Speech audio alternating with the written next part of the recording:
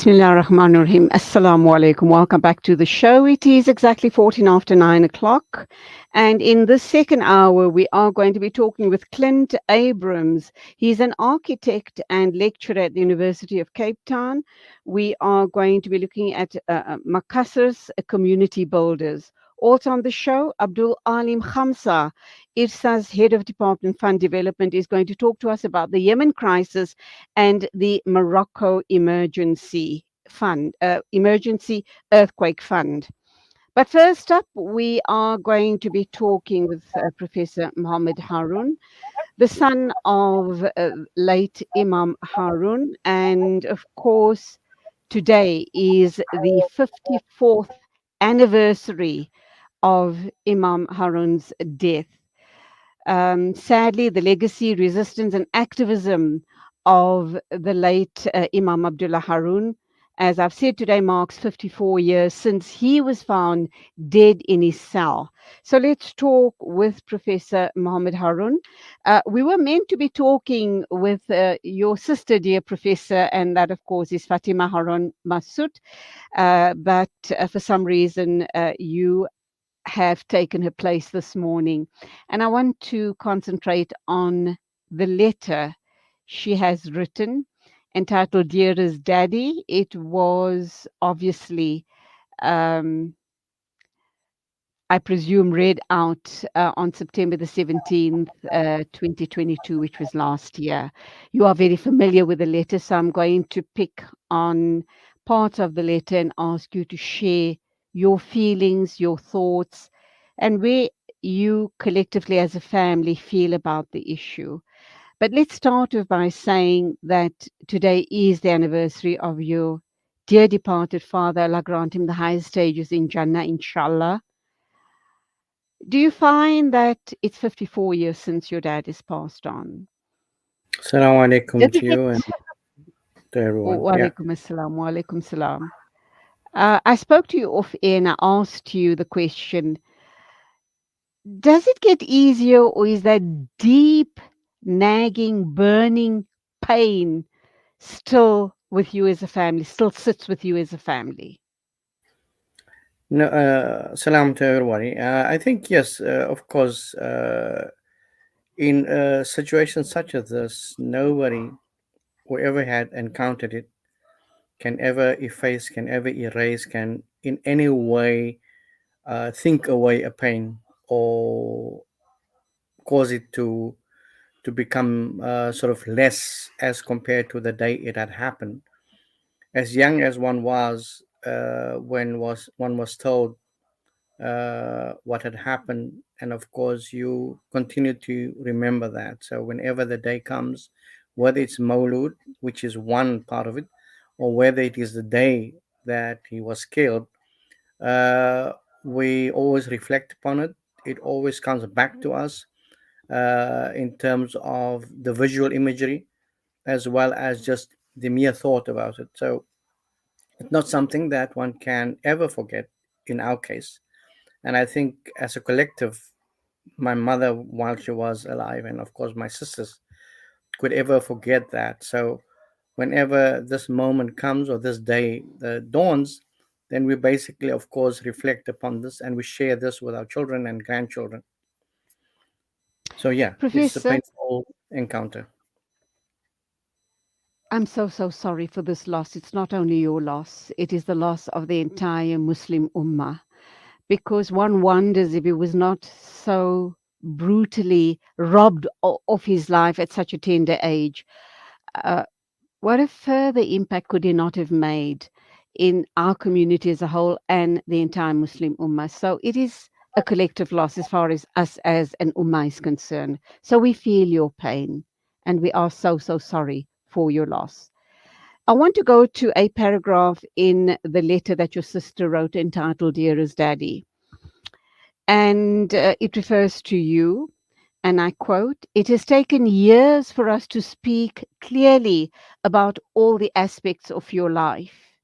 It was as late as October 2006 that Muslim Views published reflections on the three painful, unforgettable days Your son Muhammad finally wrote declaring his painful wounds. What memories does that bring back to you? Yeah, let me just contextualize that. As you rightly indicated, it was a letter my sister imagined, so to speak, interacting with our father in his post death era, of course, and doing so was partly to also locate herself in that whole scenario. Now, in doing so, I mean, she lives in his shadow, so to speak, or his legacy, and trying to keep up with it based upon the commemorations that have been taking place, have been asked to speak on different platforms. So, in that sense, you are inevitably connected and tied. My story, or that which I wrote way back in 2006, was basically a part of that mosaic of experiences that was not let out at any earlier time, and it was I felt necessary just to do so, partly because of there are many of these feelings that one bottles up, keeps within oneself, but the thought was just to share those at that moment and not earlier. So, in a sense, as we would think theologically, it's a qada wa qadar scenario. So, now that we look back at that time, we basically continue to sort of experience these internal pains, but at the same time, it's now publicized, it's shared with others. And so, thank you for expressing your thought in terms of sorry, but I don't think that we should in a sense also look at it from a positive light, and this is where I look at my father's contribution towards the South African scenario. He died not just for the our Muslim community, but for our nation. And so in a sense, what he did is where we need to draw from. And but of course the painful thing was the way he was tortured, the way he was killed. And this is the reason why we're waiting just for the judge's response on the 9th of October as to how he view the inquest that was the second inquest that took place. So personally, my experience, I mean, remains what I had captured in those in that issue of Muslim views. And again, one can add other elements to it, but I think that is for hopefully for just a later time when I complete my biography of my father.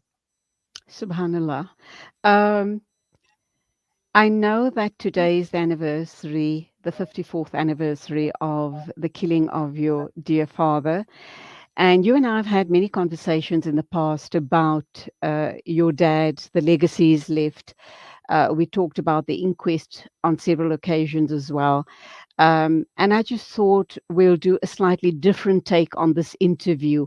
I really want to personalize it, and I hope you don't mind me doing that. I want people to understand, and I want people to realize that this was a human being.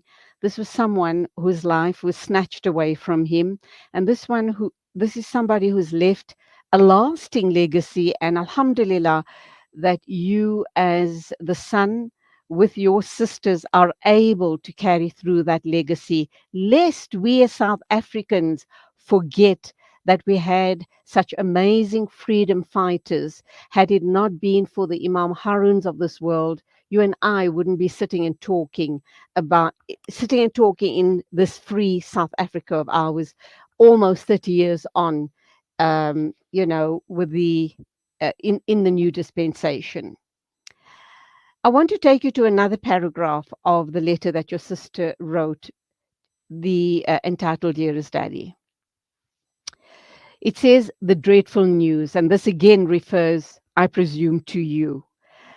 He was 13 years old when he opened the front door and saw two burly white men.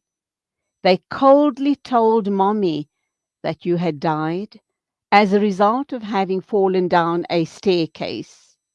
In disbelief, she held back her tears as the shock enclosed her with a profound sadness. At 13 years old, what do you remember and understand of that situation? Yeah, of course, one can basically do flashbacks, and you basically rethink that moment. You envisage it, you see it in front of you. The house where we used to live in, I mean, I'm still see it, in my mind's eye. And so this event remains there.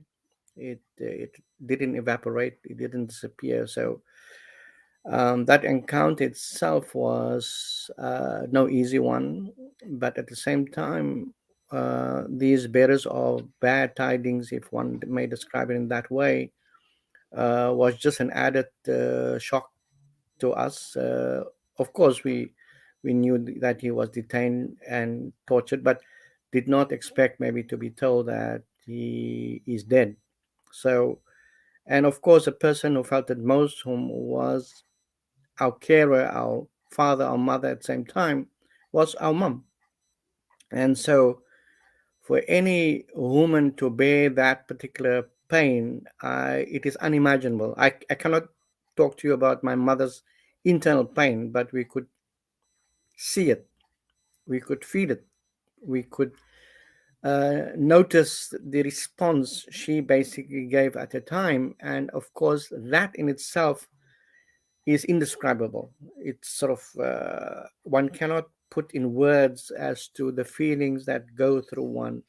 We as children, me being as young as that age, just or hitting 13 basically, as such, was indeed an encounter that remains unforgettable. So yeah, as I said, it is difficult to describe it, and even my mother was expressionless, so to speak, or had no words to respond to that. But it is, apart from her burden that she had carried, this sad burden that she had carried since the time he was taken to custody, which coincidentally took place on Maulud Day on the 28th of May 1969, and having been incarcerated for 123 days, and all of a sudden you get the news on a 123rd day that this is basically the outcome. And of course, as the result of that, we never ever believed that he just fell from the staircase. We knew that he was killed, murdered at the hands of the security branch. And of course, the apartheid state itself was responsible for his death.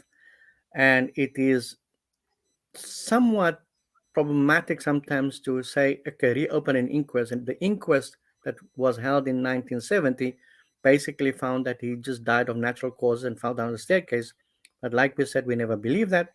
So we await the verdict of the current judge who will be looking at the second inquest. So yeah, it is, yeah, sorry. I mean, I just can't, I would like to, but let me not sort of express it further. You speak about the Maulud being the day of the Maulud being Mhm. also the day of the anniversary of your father's death.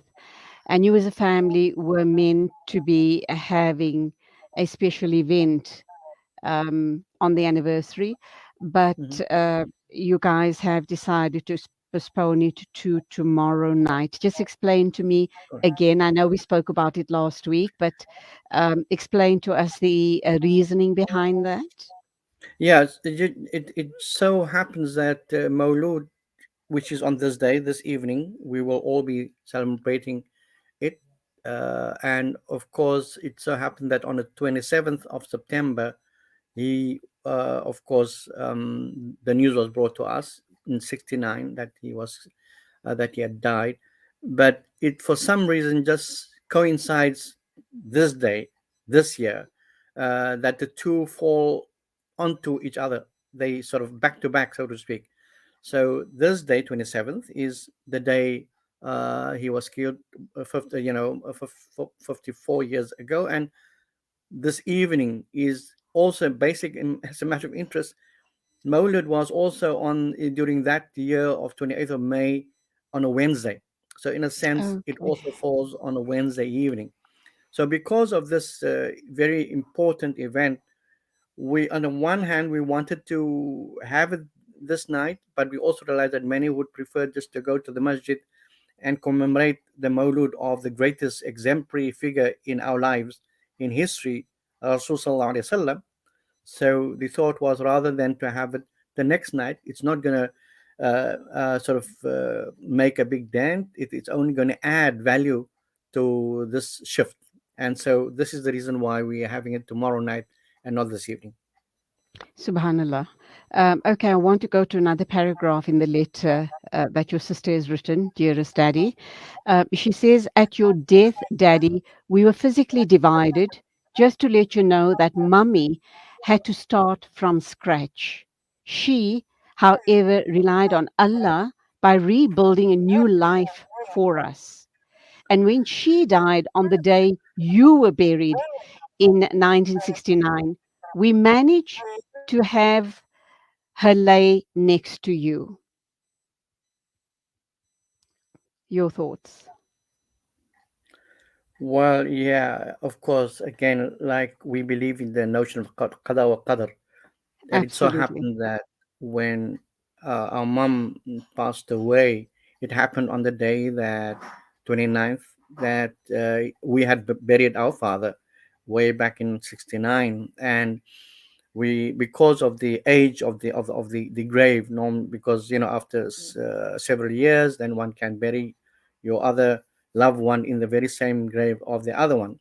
And so in this instance, we just found it very sort of convenient and opportune to do that to our mum, to, in a sense, physically put her body in the grave where our father was. Of course, the grave was dug in such a way that we did not disturb the section where our father was.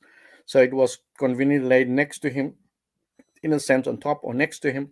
And in this way, she was laid, as we say, proverbially, to rest, so to speak, of course, returning to the Almighty. And so there's a physical, spiritual connection that happens. And of course, this grave, as a matter of interest, has been now declared a heritage site. But let me just quickly backtrack to the to what my sister describes. There are, in fact, two other elements which I will reveal, hopefully, in my biography, which will be controversial in some circles within our family, extended family, I would like to say, and then within the community.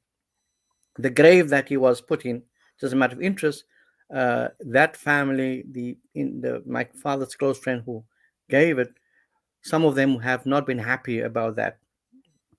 And the irony is, here is a man from their community who was killed in such terrible circumstances, yet they quibble over that issue. That's one. The other, and I'm just summarizing these, the other was that as my mother had to pick up all the pieces, she was thrown, literally thrown out of a house. And this was partly because one family member reinterpreted South African law according to his understanding at the expense of this very family that he is connected to. And so, what this tells us is that we have to learn many other lessons apart from the very death and life of the Imam, the post death period as well. And that is what are hidden in the words that my sister basically shared. When is your autobiography going to be published? I can't wait to get my hands on it. The biography has been uh, sort of there for many years, so to speak, in terms of what I managed to do, but I'm rewriting many parts of it with the hope that it can be readable, accessible, and not maybe academically highfalutin, because that can be off putting. So we're trying just to Absolutely. readjust the text so that it can, so people generally can access it. So we hopefully looking either towards the end of this year or early part of next year, but it will be out this time around. I know my sisters and others with whom I have been talking over the years, they always say, "But you're talking about that, but it never seems to see the light of day. So hopefully, inshallah, I will try to keep to that promise towards the end of the year, early next year, inshallah. Shout out to us when it's ready. We'd love to chat to you about it once it's published. Inshallah. Okay, we need to wrap up now, and Yeah. I'm going to go back to the letter that your sister's written. Another paragraph here, and she goes on to say, I conclude with the following quote from Barney Desai and Cardiff Marnie's The Killing of the Imam. Mhm. We and the little paragraph starts with enthusiasm is the vehicle of my life. I'm sure you know that paragraph I'm returning to. Would you like to read it out before I let you go? You want me to read it out? Yes, please. Yeah. Okay. Okay. Okay. Let me just go there. Sorry, I'm just okay. So it reads: Enthusiasm is the vehicle of my life. Contemplation of Allah is my compassion. Faith is the source of my power. Sorrow is my friend. Knowledge is my weapon. Truth is my salvation. Worship is my habit, and love of all men, stroke women, is the core of my belief. Now, of course, as a matter of interest, Barney was a very close friend of our father, and he in 1978 wrote this particular work, which is with along with his friend Cardiff Mani, who were both PAC Pan Africanist Congress members, and the rationale behind it was just to capture how they understood the killing of the Imam. So there were lots of facts weaved into the fiction. Now, the fictitious part, if I may argue, is towards the end, but the factual portions of it are basic at the beginning. This particular quote is, in a sense, even connected, if I am not mistaken, to a quote related to Sayyidina Ali, radiallahu anhu. And so, in a sense, they try to capture, because after all, Bani Desai was quite familiar with, of course, he comes from Muslim home and so forth. And so he's familiar with sort of these hadith and statements of the companion and so forth. So he draws from that to just capture how he understood the Imam, because he was very close to the Imam. So he knew that the Imam was very enthusiastic about anything to do with justice. He also knows that Imam was a very spiritual man. He used to fast every Mondays and Thursdays. So, and as a result of that, his faith was extremely unquestionable. In other words, uh, the mere fact that he was tortured and he never divulged demonstrated his ability to keep secrets to himself. And of course, he basically expressed sorrow to whomsoever was oppressed, and he used his knowledge that he accumulated over time to basically express his understanding and work with that baggage of knowledge to basically excavate or get to the truth. And so truth for him was indeed salvation. And so worship indeed was his habit. He used to, as we said, fast regularly Mondays and Thursdays. And he used to perform the Tarawih Salah. He used to be with everyone. And in that way, he basically stood out. And I think if only some of his friends had been around, they could have expressed it better than what I do. I'm just his son. But just imagine some of his friends who were with him, who knew him intimately, who moved around with him. They could basically express and phrase it in such a way that one can really identify inwardly with how they felt about him. Don't say I'm just his son. I think each and every person that had a relationship with him, whether it was his son, his daughter, his friends, you all had a very special part and shared a very special aspect of his life.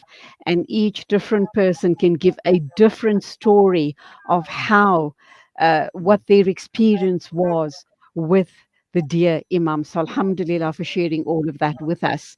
I'm going to go to the final paragraph of the letter that your sister wrote. I'm going to read it out and then I'd like you to wrap up. So she goes on to say, Daddy, I will write to you on another occasion to update you on the reopened inquest, for we anticipate a positive judgment, inshallah. You and Mummy are forever with me. I'll say you and Mummy are forever with us collectively because it is all Indeed. of you. Your loving daughter, Fatima Harun Masut. Your Yeah, thoughts. yeah. Thanks. Again, just to respond to your way of phrasing it, he's a part of us all. So whilst we have appropriate him because he was our father, everybody else has a right to appropriate him as the uncle, as the imam, as the mentor, whatever. Regarding those closing words, is that of course um, our father, as we know, as I mentioned earlier on, the inquest was in 1970, one reopened, and so she imagines being able to return with another letter, hopefully just to basically confirm what our feelings had been as a collective, as a family specifically, that he was killed, uh, overturning the inquest report of 1970, and basically let the truth be told as such, because up to now the report basically indicated a different story, a different argument. And of course, if one goes through the whole inquest, it demonstrates to what extent the security branch, the magistrate, the whole cabal of individuals who were involved in that whole process, the lies upon lies, trying to cover the one lie with the other. And we therefore, and she hopes, we hope that this judge, who basically presided over this open inquest, will be able to give a different sense, a different insight, a different understanding of what happened 54 years ago. And like in the Hafiji case, like in the Timor case, I mean, we basically have been demonstrated in clear terms that injustice by our legal system has been sort of perpetuated in different ways by different individuals.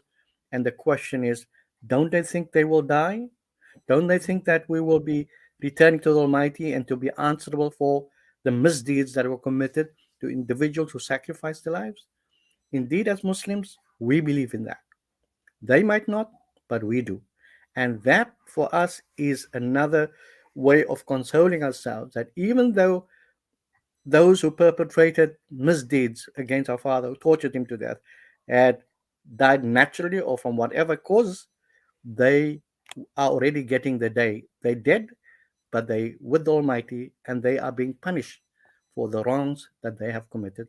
And we believe that to all oppressed communities, whoever the oppressors were, wherever they are in this global village of ours, they will meet their day with our Lord.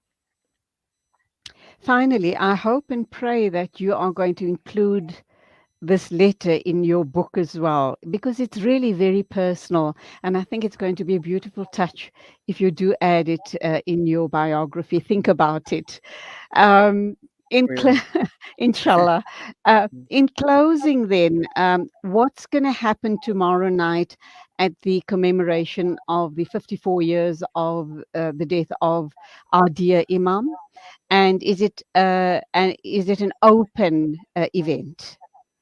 Firstly, yes, thanks for asking about that. Let me just say that prior to the Imam Haron Foundation having taken over this responsibility of sort of managing these annual seminars or lectures regarding the Imam since 2019, the Imam Abdullah Haron Educational Trust did that for us over the years, and so we've just taken it over for now since COVID period. And so for tomorrow night, we have two very iconic living individuals, our age, and the one is Farid Sayed. I'm sure you know him, Julie. He's been editor of Muslim News and Muslim Absolutely. Views Mm, for all of these years, and he is intimately connected with the newspaper's history. If anybody talks about these papers, nobody can talk about except mentioning Farid. Now, why Farid is critical in this whole process and why we ask him to deliver is because he comes from the Sayyid family. Imam Harun, when they established Muslim News at the end of 1960, December, they basically were able to. He was with his uncle Sayyid Osmani, and of course they ran this paper. And then, when of course in the early 70s, Farid joined, and he basically carried this newspaper with his cousins, and later on his own with others. And so he knows somewhat the story of the Imam, the commemoration, and so we want to listen to his voice and his story and his insight, which are extremely rich, and because he has got a very good memory, so we're looking forward to that. We have, in response to him, uh, another uh, lady from our community whom we all know, uh, um, Zubaida Jaffer, as an award-winning journalist, who will be sharing her thoughts. And we know that she was interred, also incarcerated for a while, and she was also tortured. And as a result, she was even told, if you don't spill the beans, we'll do the same to you as we did to Imam Harun. So she has that internal experience that none of us might have gone through. So we looking forward to this interaction, the keynote and her response. And I think many of us will gain much from their interaction tomorrow night. It's a live stream. Everybody's welcome to basically go, and listen to it for those of us who are in other parts of the country and the world. But those who do come, do register so that at least we know how to cater. And perhaps I should just conclude by saying that there's a partnership of organizations here. Muslim Thinker, an online structure, is basically leading it, along with OCAF, that is giving all its support as it usually does in the past. And then we have Muslim Views as the other partner. And because I'm associated with two other structures, the Jama political party, as well as the International Peace College, they are partnering in this sort of event for tomorrow night. So, yeah, everybody's welcome, and we hope many will tune in, inshallah. Inshallah, Ameen. Professor Muhammed Haron, always a pleasure talking to you. Inshallah, we will Sure, talk when your book is ready to be published or inshallah. published. Mm, We'll have a long mm. conversation about that. My duas and salams to you and the rest of the family. And for tomorrow night, I know it's going to be a hugely momentous and successful evening. So, duas and salams to one and all from us here at Salam Media. Tashakkur to you all. Wassalamu alaikum wa rahmatullahi wa barakatuh. It is exactly 9:47. News and views. Wrapping up by with our final interview. Of course, we are going to be talking to Clint Abrams. He's an architect and lecturer at the University of Cape Town. So please stand by for that interview.